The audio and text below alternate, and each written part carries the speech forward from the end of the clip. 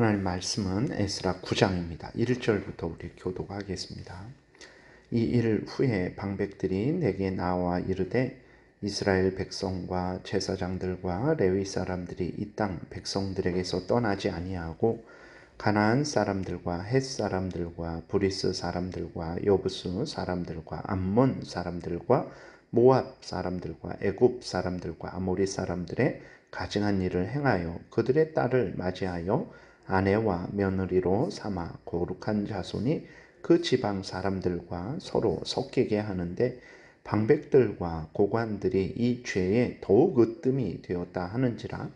내가 이 일을 듣고 속옷과 겉옷을 찢고 머리털과 수염을 뜯으며 기가 막혀 앉으니 이에 이스라엘의 하나님의 말씀으로 말미암아 떠는 자가 사로잡혔던 이 사람들의 죄 때문에 다 내게로 모여오더라. 내가 저녁 제사 드릴 때까지 기가 막혀 앉았더니 저녁 제사를 드릴 때에 내가 근심 중에 일어나서 속옷과 겉옷을 찢은 채로 무릎을 꿇고 나의 하나님 여호와를 향하여 손을 들고 말하기를 나의 하나님이여 내가 부끄럽고 낯이 뜨거워서 감히 나의 하나님을 향하여 얼굴을 들지 못하오니 이는 우리 죄악이 많아 정수리에 넘치고 우리 허물이 커서 하늘에 미침이니이다. 우리 조상들의 때로부터 오늘까지 우리의 죄가 심함에 우리의 죄악으로 말미암아 우리와 우리 왕들과 우리 제사장들을 여러 나라 왕들의 손에 넘기사 칼에 죽으며 사로잡히며 노략을 당하며 얼굴 부끄럽게 하심이 오늘과 같으니이다. 이제 우리 하나님 여호와께서 우리에게 잠시 동안 은혜를 베푸사 얼마를 남겨두어 피하게 하신 우리를 그 거룩한 처소에 박힌 못과 같게 하시고 우리 하나님이 우리 눈을 밝히사 우리가 종노릇하는 중에서 조금 소생하게 하셨나이다. 우리가 비록 노예가 되었사오나 우리 하나님이 우리를 그 종살이하는 중에 버려두지 아니하시고 바사 왕들 앞에서 우리가 불쌍히 여김을 입고 소생하여 우리 하나님의 성전을 세우게 하시며 그 무너진 곳을 수리하게 하시며 유다와 예루살렘에서 우리에게 울타리를 주셨나이다. 우리 하나님이여 이렇게 하신 후에도 우리가 주의 계명을 저버렸사오니 이제 무슨 말을 하오리이까? 전에 주께서 주의 종 선지자들에게 명령하여 이르시되 너희가 가서 얻으려 하는 땅은 더러운 땅이니 이는 이방 백성들이 더럽고 가증한 일을 행하여 이 끝에서 저 끝까지 그 더러움으로 채웠습니다. 그런즉 너희 여자들을 그들의 아들들에게 주지 말고 그들의 딸들을 너희 아들들을 위하여 데려오지 말며 그들을 위하여 평화와 행복을 영원히 구하지 말라.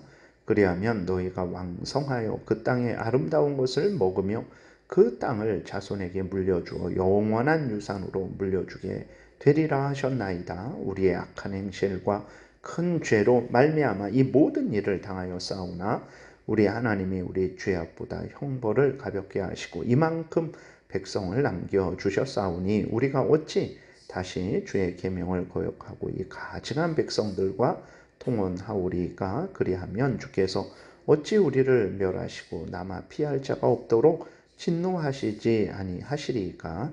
이스라엘의 하나님 여호와여 주는 의로우시니 우리가 남아 피한 것이 오늘날과 같사옵거늘 도리어 주께 범죄하여 싸우니 이로 말미암아 주 앞에 한 사람도 감히 서지 못하겠나이다 하니라. 아멘. 기도드리겠습니다. 하나님 감사합니다. 이 시간 하나님 말씀을 전하고 듣사오니 성령께서 역사하셔서 우리를 향한 하나님의 뜻을 깨달아 알게 도우시고 혼란하고 어지럽고 잘못된 것이 횡행하는 이 세상에서 방황하지 말고 항상 하나님 말씀을 따라서 올곧게 천국을 향하여 걸어가게 도우소서. 예수 그리스도의 이름으로 기도드렸습니다. 아멘. 오늘 본문에 보게 되면 이제 이스라엘 백성들이 하나님 앞에서 다시 범죄한 내용이 기록되어 있습니다. 이스라엘 백성들이 바벨론의 포로가 된 것은 이제 하나님을 경외하지 않고 하나님의 법대로 행하지 않고 우상을 섬기며 자신들의 탐욕만을 추구했기 때문에 그런 거죠. 그러니까 하나님의 백성으로 삼아 주셨어요. 그러면 하나님을 경외해야 되는 것이죠. 그리고 백성으로 삼아 주신 목적이 있습니다. 그것은 이스라엘 백성들이 제사장 나라가 되어서 이제 그 주변 민족들, 예수 그리스도를 믿지 않는, 하나님을 경외하지 않는 그 민족들에게 이제 예수 그리스도를 증거하며 또 그들로 하여금 하나님께로 돌아오게 하는 그 도구로서의 그러한 사명을 받은 백성들입니다. 그런데 그러한 사명을 전혀 망각하고 자신들의 탐욕을 따라 살아가는 죄악을 범했기 때문에 하나님께서 그 징벌로 바벨론에 멸망당하고 70년간 포로로 생활을 하게 하신 거예요. 그런데 하나님은 긍휼이 크신 하나님이시죠. 그래서 이스라엘 백성들을 진멸하도록 내버려 두지 아니하시고 보호하시고 지키시고 그리고 70년 후에 다시 예루살렘으로 돌아오게 하셨어요. 왜 그렇습니까? 이제는 마음껏 다시 탐욕의 삶을 살라라고 하신 것이 아니고 회개하고 돌이켜서 하나님의 뜻대로 하나님을 경외하고 하나님 명령을 따라 살아가며 또 예수 그리스도가 오실 길을 준비하라고 그렇게 돌아오게 하신 거예요. 그래서 예루살렘으로 돌아와서 이제 그 초기에는 성전을 재건하고 다시 성전 제사를 회복을 했어요. 그리고 하나님을 경외하며 살았는데 그 이제 돌아온 이후 지금 오늘 그 나오는 9장의 그 시간은 돌아오자마자, 그러니까 에스라 1장과 비교했을 때는 이제 80년이 흘렀을 때입니다. 그리고 5장 6장에서 성전을 건축한 그 이후로는 이제 60년이 흘렀 시간이에요. 이렇게 시간이 흘렀을 때 어떻게 됐습니까? 이스라엘 백성들, 제사장들, 레위 사람들, 그러니까 돌아온 모든 사람들이 물론 전부가 다 그런 건 아니죠. 그러나 아주 뭐 백성들 할 것 없이, 레위 사람들 할 것 없이, 제사장들 할 것 없이 이제 가나안 족속들과 함께 통혼하고 우상을 섬기는 그러한 죄악을 범하고 있었던 거예요. 이는 심각한 범죄입니다. 앞에서도 말씀을 드렸지만 이스라엘 백성들을 하나님께서 구별하신 이유, 하나님의 백성 삼으신 이유, 그리고 또 이 이스라엘 백성들에게 하나님께서 징계하셔서 예루살렘이 멸망당하게 하시고 포로로 70년 동안 끌려가게 하신 이유, 그리고 다시 돌아오게 하신 이유가 무엇입니까? 그것은 이스라엘 백성들을 통해서 하나님의 뜻을 이루시기 위해서 그런 거죠. 하나님의 예수 그리스도 안에서의 구원을 이루시고 하나님의 영광을 드러내시기 위해서 그렇게 하신 거예요. 그런데 이스라엘 백성들이 하나님이 자신들을 향해서 준비하시는 그 하나님의 뜻에 대해서는 전혀 상관하지 않고 다시 어떻게 합니까? 자신들의 탐욕을 추구하는 그러한 삶을 사는 그러한 타락을 하게 된 거죠.